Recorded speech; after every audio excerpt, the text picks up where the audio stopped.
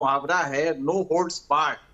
इस वार में बीजेपी ने कोई भी जो पकड़ है, जो गैर कानूनी भी हो, वो किया है। तो राम रहीम को छोड़ना, लेकिन राम रहीम की मकबूलियत का जमाना अब चला गया।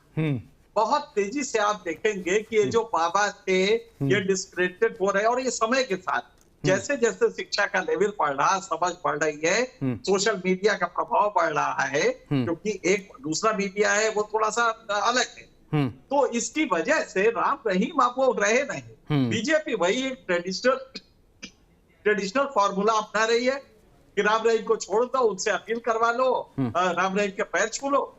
ये इससे होता नहीं है। और हकीकत ये है कि कांग्रेस में ये लाल जूता चलता रहे, क्योंकि दोनों में अंतर है।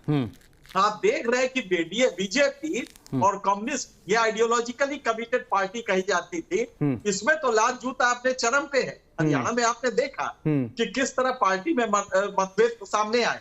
तो जब आइडियोलॉजिकली कमिटेड पार्टी की हालत है, तो कांग्रेस में तो ये नॉर्मल प्रैक्टिस है, लेकिन इसके बाद भी गवर्नेंस चलती रहेगी। और आप देखेंगे कि सरकार जब बनेगी तो चीजें सबसाइड हो जाएंगी, शैलजा भी आ जाएंगी लाइन पे, और मुझे नहीं लगता कि गवर्नेंस में कोई दिक्कत होगी। चलिए, बहुत बहुत शुक्रिया एनके सिंह साहब, और अनिल त्यागी सर आपका भी बहुत बहुत शुक्रिया, विकास आपका भी बहुत शुक्रिया। लेकिन आप नजर बना के रखिएगा, विकास आपसे आगे अपडेट लेंगे। मोहित राज दुबे मेरे सहयोगी लगातार बने हुए हैं।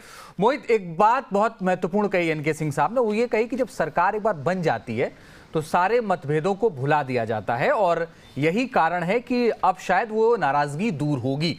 लेकिन आने वाले वक्त में जो एग्जिट पोल में दिख रहे हैं, एग्जिट पोल के नतीजे मोहित, वो पूरे एग्जैक्ट पोल में आपको बदलते हुए लग रहे हैं? क्योंकि आप तो बहुत सारी सीटों पर गए, आपने रिपोर्टिंग की, आपने समझा, कांग्रेस कवर भी करते हैं आप।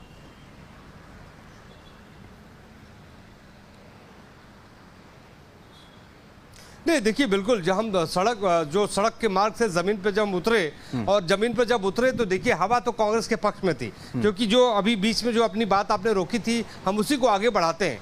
बात ये थी कि जब 2019 में चुनाव हुआ था, जब कांग्रेस पार्टी के पास कुछ था नहीं, मोदी मैजिक चल रहा था, अपने शबाब पे था, लोकसभा चुनाव में मोदी ने बेहतर प्रदर्शन किया था, उसके बाद जो है हरियाणा के भीतर चुनाव हुआ था, तब कांग्रेस पार्टी ने 31 सीटें जीती थी, भारतीय जनता पार्टी ने 40 जीती थी। हालांकि जेजेपी के साथ उनका गठबंधन हुआ और वो सरकार बन गई। लेकिन उसके बाद जो सूरत हाल हरियाणा के भीतर बदला, किसानों का मुद्दा आया, किसानों का प्रदर्शन हुआ, जो है नौजवान सड़कों पे उतरे, इसके अलावा जो अग्निवीर का मुद्दा वहाँ पे रहा है, महिलाओं का मुद्दा रहा है, तो पहलवानों का मुद्दा रहा है। इस सारे के सारे मुद्दे एक के बाद आए, और 5 सालों तक लगातार ये मुद्दे छाए रहे। और उसके बाद भारत जोड़ो यात्रा जब राहुल गांधी की जीटी बेल्ट पे चली, जब वो पैदल वहाँ से चले, तो उसमें उसका भी बहुत बड़ा इम्पैक्ट पड़ा था।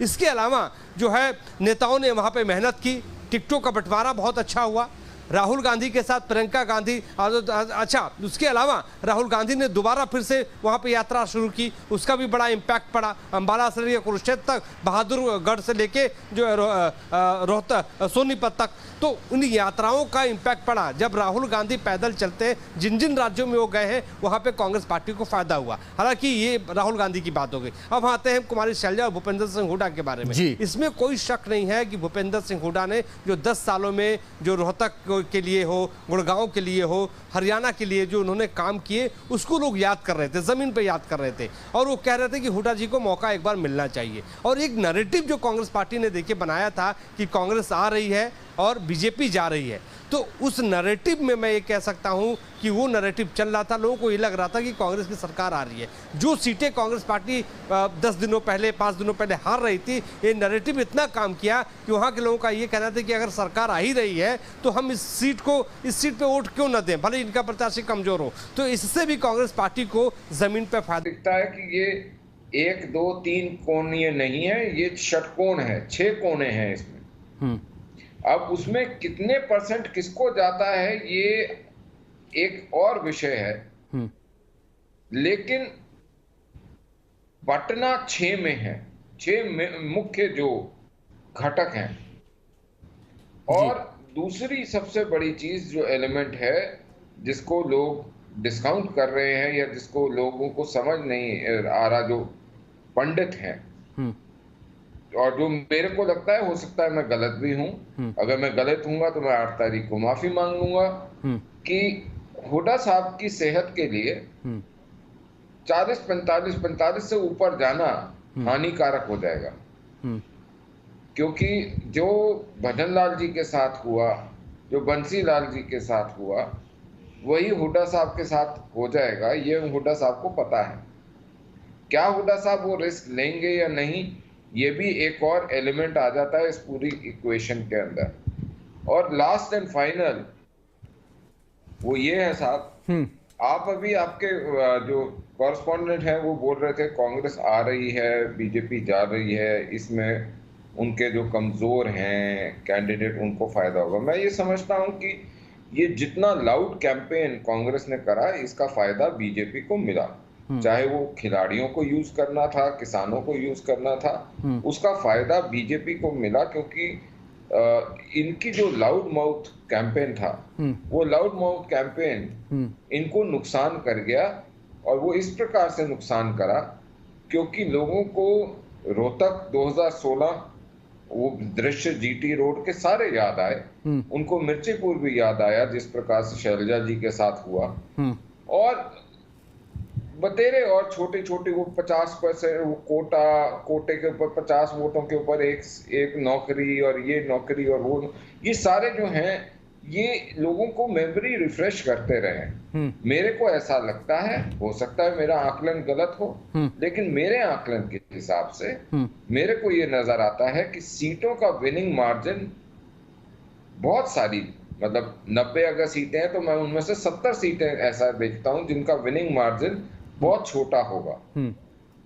और इस छोटे मार्जिन की वजह से आपके पास वेरिएबल रिजल्ट्स आने वाले हैं, ऐसे रिजल्ट्स जो कि एक्सपेक्टेड नहीं थे।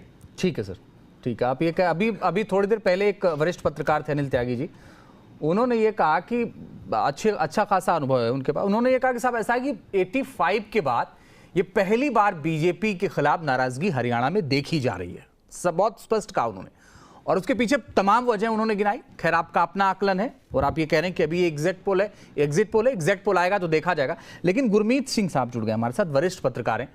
गुरमीत जी, ये जो एग्जिट पोल आ रहे हैं और इसमें कांग्रेस को बढ़त दिख रही है, लेकिन रमन साहब कह रहे हैं नहीं ऐसा नहीं होगा, आपका आकलन क्या कहता है? देखिए, पॉलिटिकल पार्टी में का काम है और यही कहेंगे, नेशनल काउंटिंग नहीं होगी। और काउंटिंग में भी आपको मालूम है जब तक पूरे नतीजे में आ जाते तब तक कभी भी पॉलिटिकल पार्टी, ठीक है, ये होता है, ठीक बात है, ये होता है। और भारतीय जनता पार्टी तो वैसे भी आखिरी दिन तक बल्लेबाजी करने वाली पार्टी है, तो वो बात सही है। लेकिन जो एग्जिट पोल आ रहे हैं, देखिए की बात है, जो इनके अनुसार अगर माने तो राहुल गांधी जी जो खा के गए थे राम जी की, आपको मालूम है, और हो सकता है उन्हें अब जीत का लक्ष्य 2-3 दिन में खाने का मौका मिल जाए। जहां तक कांग्रेस के प्रदर्शन की बात है, ये सभी लोग मान गए थे कि कांग्रेस की शुरुआत 91 में जो उसका प्रदर्शन था, यानी 51 सीटों वहां से होगा, और वो उसके बाद कहां तक जा पाते हैं, कहां तक वो बीजेपी की जो रणनीति है उसका मुकाबला कर पाते हैं अपने माहौल के दम पे। तो बहुत सारे लोगों ने कहा कि चुनाव में ये माहौल वर्सेस का है। तो भारतीय जनता पार्टी ने पूरी कोशिश की, कैसे अभी उन्होंने बताया कि पुरानी बातें उनकी बात करने की, उसके अलावा जो निर्दलीयों को कई जगह समर्थन देने की, कई तरह की स्ट्रेटजी भारतीय जनता पार्टी की तरफ से चुनाव में इस्तेमाल की, और उनका विचार है वो कोई पार्टी आसानी से तो अपना ग्राउंड नहीं छोड़ना चाहती। लेकिन 10 साल की इंटेंसिटी बहुत अधिक थी, और मोदी जी की भी जो दम पे भारतीय जनता पार्टी 2014 में यहाँ आई थी, वो भी उसमें भी टेंट लगा था लोकसभा चुनाव। तो लोकसभा चुनाव में आप जानते हैं आई थी कांग्रेस पार्टी, बीजेपी को भी 5 आई थी, 10 नहीं। तो एक माहौल था। मैं गुरमीत जी आपके पास आऊंगा, लेकिन थोड़ी सी आवाज ठीक हो जाए आपकी। राय सिंह गुजर साहब मेरे साथ जुड़ गए हैं, जो कि कांग्रेस का पक्ष रखेंगे। बहुत स्वागत है आपका राय सिंह गुजर साहब। क्या आपको बधाई दे दी जाए जो एग्जिट पोल है, या अभी इंतजार करना चाहिए?